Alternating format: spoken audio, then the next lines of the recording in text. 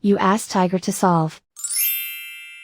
This deals with linear equations with one unknown. The final result is x equals -6. Let's solve it step by step. Simplify the expression. Multiply the fractions. Break up the fraction. Find the greatest common factor of the numerator and denominator. Factor out and cancel the greatest common factor.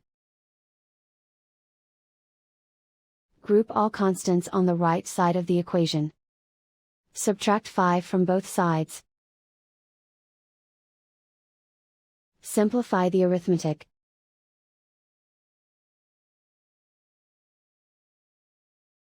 Isolate the x. Multiply both sides by 3.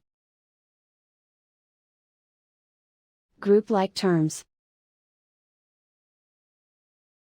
Multiply the coefficients. Simplify the fraction. Simplify the arithmetic.